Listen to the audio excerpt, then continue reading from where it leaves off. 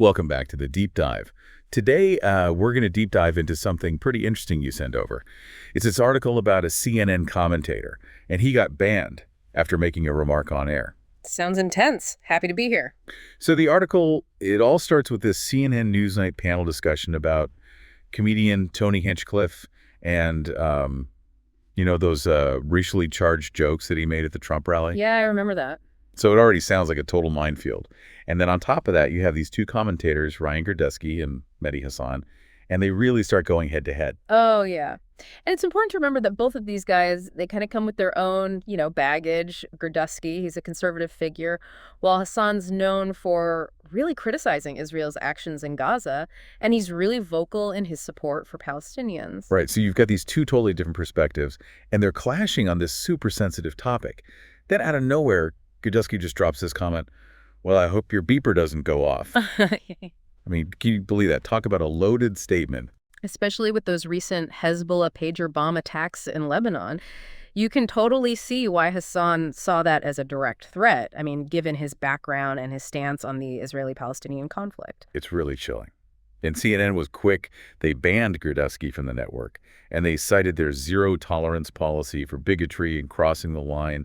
It all seems pretty clear-cut, don't you think? Yeah, on the surface, it does seem that way. But Girdusky says that he was, just making a joke. Now, whether or not you believe that is another thing entirely. But it does bring up an interesting legal point. Okay, I'm listening. Explain it to me. So legally speaking, proving a true threat, it's a lot more complex than just looking at the words. It's not about what the speaker meant to say, but how an average person would understand the comment given the context. So you're saying context is everything in these kinds of situations? 100%. And that's what makes this case so interesting, because we have to think about not only what Girdusky meant, but also Hassan's lived experience and, the entire political climate, where a comment like that carries a lot of weight. It's kind of like that fire in a crowded theater example. Some words, in certain contexts, can have real and dangerous consequences. Exactly. So even if Girdusky was joking, that comment was so ambiguous and the discussion was already so tense, it makes sense that someone would think it was a threat. So CNN basically said, we're not taking any risks. They're not messing around with possible threats, especially with their platform and influence. Right, and their quick action also makes you think about how other networks would handle something like this. I wonder if there is a standard across the media, or if it changes depending on the commentator's political views. It's not like this has never happened before. You're right. And to make it even more complicated, the article says that Hassan wasn't asked to leave, and he can still come back on CNN. What do you think about that? Well, to me, it seems like CNN is making a distinction. They're saying that it's okay to have controversial opinions, even ones people disagree with, but it's not okay to use rhetoric that could be dangerous or cross the line into a threat. So they're walking this tightrope between having open debate but also setting boundaries to protect their guests and viewers. That must be tough. Totally. And it speaks to this bigger struggle we're seeing everywhere.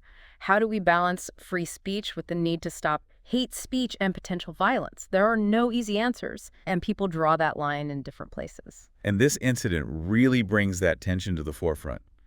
It makes you think about how powerful words can be. A single sentence, if it's not thought out, can have huge repercussions. You're right. Girdusky's comment, whether he meant it or not, caused a major uproar. It started a whole debate about CNN's response, raised questions about bias in the media and censorship, and in the end, it shows us the deep divisions and anxieties that are driving our political landscape today. Wow. I mean, this is so much bigger than just one comment on a news panel, isn't it?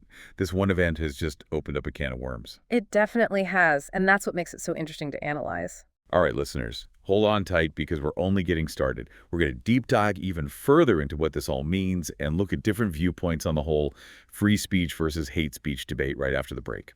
Yeah, it really shows how complicated the media landscape is today.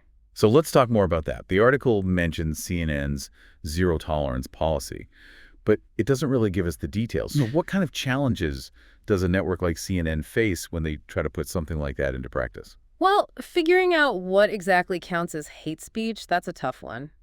It's not always so clear-cut. Context matters, and so does the speaker's intent. You also have to balance the potential for harm against people's right to free speech. So it's like they're constantly trying to find a balance, trying to keep their journalistic standards while also navigating all these opinions and rhetoric that could be dangerous. Right. And then there's the whole debate about if banning someone actually helps or if it just drives those views further underground. That's a good point. It's like when you try to silence an idea, it doesn't really disappear. It just pops up in other places, maybe even more extreme ones. Exactly. Some people say that censorship can be counterproductive. They say it can turn the person who was banned into a martyr and actually make their message stronger among their followers. So you could end up making them more popular and feeding their whole narrative of being silenced by, the mainstream media. Precisely. It's really complicated with no easy answers. Banning someone might feel like a strong move, but it doesn't fix the root causes of hate speech. So what is the answer? How do you fight hate speech without doing things that might make it worse? Well, that's the big question, isn't it? There's no one solution that fits every situation. But I think it starts with creating a media environment that encourages open and honest conversation and critical thinking.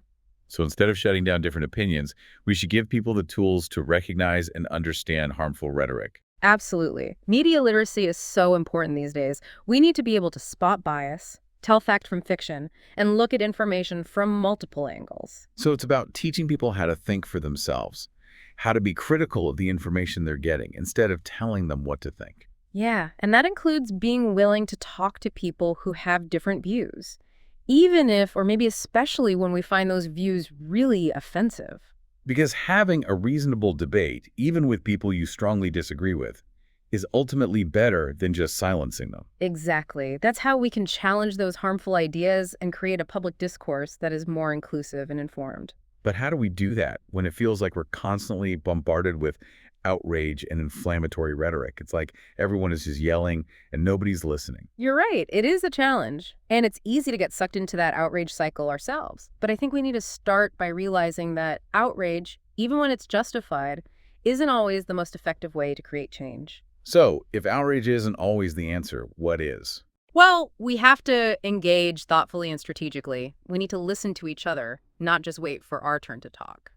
And maybe step outside our echo chambers and expose ourselves to different perspectives, even if they make us feel uncomfortable. Exactly. Real learning and growth often happen when we're pushed outside our comfort zones. It's like if we only talk to people who agree with us, we'll never question our own beliefs or learn more about the world. And we need to hold each other accountable for the language we use and the ideas we promote. So it's not just about what CNN does or doesn't do. It's about all of us taking responsibility for creating a more civil and productive public discourse. I completely agree. We all play a part in shaping the media landscape and the wider societal conversation. All right, let's bring it back to our listeners. This whole situation with Godusky and CNN has sparked a lot of debate, and we've touched on some pretty complex issues. What do you think this all means for our listeners? What are your takeaways? So what stands out to you in all of this? When you think about this whole thing, what are your takeaways? Well, I think it really shows the power dynamics that are at play, not just in the media, but in all of our political discussions these days. You mean like who gets to speak, who actually gets heard, and whose voice gets amplified or, completely shut down? Exactly. And it makes us think about the responsibility that comes with having a platform, right? Whether you're a commentator on CNN or just someone sharing your thoughts online, your words matter. They can either contribute to a good conversation or they can escalate things and spread harmful ideas. Yeah, it's like a reminder that we're not just sitting back and watching the media. We're all part of creating the narrative. That's right. And this whole incident, with all its ambiguity and the fact that it's connected to such a sensitive and personal conflict, needs thinking. Yeah, it's so easy to just get caught up in the outrage of the moment. Yeah. We jump to conclusions and label people without really trying to understand what's going on. So we got to resist those knee-jerk reactions, We need to look at these situations critically. Ask questions, consider different points of view, and engage in thoughtful debate, even when it's tough. So it's not just about being right or wrong, but about talking to each other in a way that helps us understand each other and have a good conversation. You got it. At the end of the day, a healthy democracy depends on our ability to have these difficult conversations, to really wrestle with complex issues and find ways to bridge those gaps that could tear us apart. It's a lot to ask, but it feels really important, especially now. I agree, it is. And even though this incident is troubling in a lot of ways, it reminds us how much is at stake. It's a call for all of us to be more careful with our words, to think about the information we consume, and to be mindful of how we participate in public discourse. This is not just about CNN or Gurdusky or Hassan. It's about all of us and the choices we make every single day that shape the world around us. Absolutely. And that's something worth thinking about, isn't it? Definitely. Lots to think about, listeners. That's it for today's Deep Dive.